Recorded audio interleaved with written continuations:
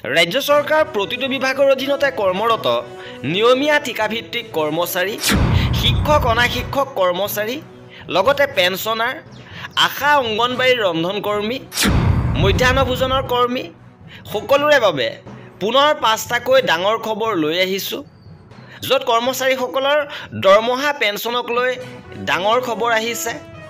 ইপিনে কৰ্মচাৰীসকলৰ বিভিন্ন সমস্যাক লৈ কংগ্ৰেছৰ ফালৰ পৰা গুৰুত্বপূৰ্ণ ঘোষণা কৰিছে।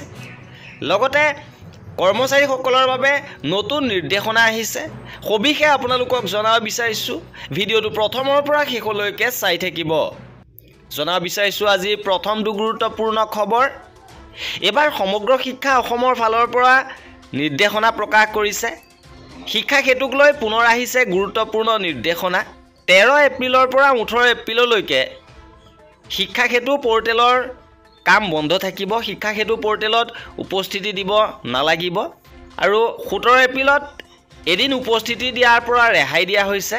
ইয়াৰ মাজতে যিহেতু 17 এপ্ৰিলত উপস্থিতি দিব লাগে, কৰ্মদিন আছে আৰু সেইদিনা উপস্থিতি দিব নালাগে আৰু শিক্ষা সেতু পৰ্টেলৰ ডাটা চেণ্টাৰৰ পৰা ৰাজ্যিক ডাটা চেণ্টাৰৰ পৰা ক্লাউডলৈ প্ৰব্ৰজন চলি আছে।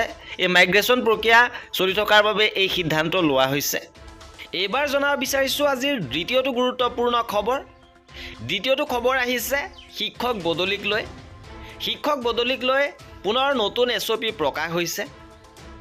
ভাষা মাধ্যমৰ মিল নথকা বিপদসংকুল অঞ্চলত কাম কৰা শিক্ষকৰ ক্ষেত্ৰত বাধ্যতামূলক নহ'ব 10 বছৰ সেৱা। স্বামী পত্নী সন্তানৰ জটিল ৰোগৰ ক্ষেত্ৰতো শিথিলতা দিয়া হৈছে। ইতিমধ্যে এবাৰ বদলি লাভ কৰা সকলে পাৰস্পৰিক বা একক মাধ্যমেৰে হওক তেওঁক কমেও 2 বছৰলৈ বদলিৰ সুবিধা দিয়া নহয়। বছৰ বছৰ ধৰি ঘৰৰ পৰা আঁতৰত বিপদসংকুল অঞ্চলত নিযুক্তি লাভ কৰা শিক্ষকসকলে সেই অঞ্চলত বিভিন্ন জটিলতাৰ মাজেৰে সেৱা আগবঢ়োৱাৰ ভিত্তিত জিলাখনৰ ভিতৰত বদলিৰ ক্ষেত্ৰত 10 বছৰ কম হ'লেও বিবেচনা কৰা হ'ব আৰু শিক্ষক বা তেওঁৰ পত্নী আৰু সন্তানে জটিল ৰোগত আক্ৰান্ত হৈ বিশেষ আৰু সঘনাই চিকিৎসা সেৱাৰ প্ৰয়োজন হোৱাৰ প্ৰতি লক্ষ্য ৰাখি 10 বছৰ ক্ষেত্ৰত শিথিলতা দিয়া হৈছে। উচ্চ প্ৰাথমিক বিদ্যালয়ৰ ক্ষেত্ৰত কোনো একক বিষয়াৰ শিক্ষক অৰ্থাৎ বিজ্ঞান, গণিত, হিন্দী শিক্ষক আদি একক বদলিৰ বাবে বিবেচিত হ'ব। ভাৰপ্ৰাপ্ত অধ্যক্ষ প্ৰধান শিক্ষক হিচাপে কাম কৰা শিক্ষকসকলক নিযুক্তি কৰ্তৃপক্ষৰ পূৰ্ব অনুমোদন অবিহনে বদলি নহ'ব। চাহ জনজাতি সম্প্ৰদায়ৰ শিক্ষকসকলক যদি চাহ বাগিচা অঞ্চলৰ কোনো বিদ্যালয়ত সেৱা আগবঢ়াই আছে তেন্তে তেওঁৰ বদলি নহ'ব।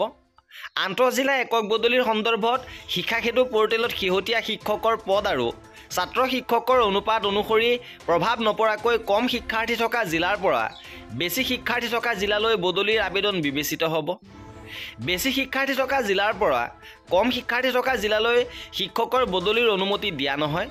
পাৰস্পৰিক বুজাবুজিৰে বদলিৰ ক্ষেত্ৰত 2জন বা 2জনতকৈ অধিক আবেদনকাৰী শিক্ষক সমানে যোগ্য হয়। তেনে ক্ষেত্ৰত আবেদনকাৰী উপস্থিতিত বা ভাৰ্চুৱেলিভাৱে লটাৰীৰ দ্বাৰা বদলিৰ সিদ্ধান্ত লোৱা হ'ব। এইবাৰ জনাব বিচাৰিছোঁ আজিৰ তৃতীয়টো গুৰুত্বপূৰ্ণ খবৰ। 26ৰ বিধানসভা নিৰ্বাচনৰ পূৰ্বে পদ প্ৰাদেশিকৰণৰ প্ৰক্ৰিয়া সম্পন্ন কৰাৰ দাবী জনাইছে। নিম্ন প্ৰাথমিকৰ পৰা মহাবিদ্যালয় পৰ্যায়লৈকে প্ৰাদেশিকৰণৰ পৰা বঞ্চিত শিক্ষানুষ্ঠানসমূহত কৰ্মৰত শিক্ষক কৰ্মচাৰীসকলক পদ প্ৰাদেশিকৰণ কৰিবলৈ দাবী জনাইছে সদৌ অসম অপ্ৰাদেশিকৃত শিক্ষক কৰ্মচাৰী সন্থাই। চৰকাৰে যোৱা 10 জানুৱাৰীত যি মুখ্যমন্ত্ৰী মহোদয়ে ঘোষণা কৰিছিল প্ৰাদেশিকৰণ সম্পৰ্কত গঠন হোৱা সমিতিয়ে এমাহৰ ভিতৰত প্ৰতিবেদন প্ৰস্তুত কৰি কেবিনেটক দাখিল কৰিব লাগিছিল। সেয়া আজিলৈকে দাখিল কৰা নহ'ল।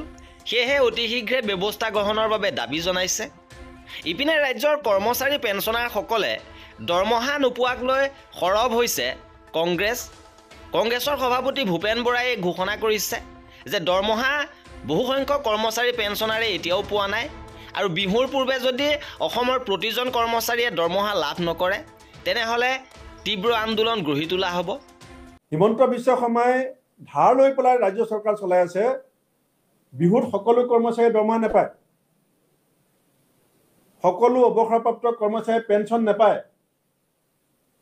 অসমৰ অৰ্থনৈতিক ব্যৱস্থাটো কি ধৰণে এতিয়া প্ৰশ্ন হৈ পৰিছে। যদি বহাগ বিহুৰ সময়ত যদি প্ৰত্যেকগৰাকী কৰ্মচাৰীয়ে দৰমহা নাপায়,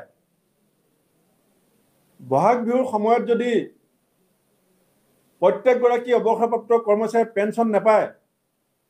কংগ্ৰেছ দলে বিহুৰ মাজতে তীব্ৰ গণতান্ত্ৰিক প্ৰতিবাদ এই চৰকাৰৰ বিৰুদ্ধে কৰিবলৈ বাধ্য হ'ল। ইপিনে ৰাজ্যৰ আশা অংগনবাড়ী ৰন্ধন কৰ্মীসকলৰ সমস্যা সমাধানৰ বাবেও দাবী উত্থাপন কৰিছে। এইসকল কৰ্মীৰ দৰমহা বৃদ্ধি কৰিব বুলি যদিও ঘোষণা কৰা হ'ল, কিমান বৃদ্ধি কৰিব সেয়া অস্পষ্ট। আশা কৰ্মীৰ আন্দোলন, অংগনবাড়ী কৰ্মীৰ আন্দোলন, গাঁওবুঢ়াৰ আন্দোলন, টেটৰ শিক্ষকৰ আন্দোলন, কম্পিউটাৰ টিচাৰক 20,000 টকা দিয়ে, তেওঁলোকে ছেটেলাইট উৰাম বুলি কয়। আৰু অসমৰ কম্পিউটাৰ টিচাৰৰ দৰমহা কিমান? 20,000। বেংগালুৰুত চাকৰি কৰি থকা ল'ৰা ছোৱালীয়ে পইচা পায় 25,000। আৰু ছেটেলাইট উৰাম বুলি কোৱা মুখ্যমন্ত্ৰীয়ে কম্পিউটাৰ টিচাৰক দৰমহা দিয়ে 20,000।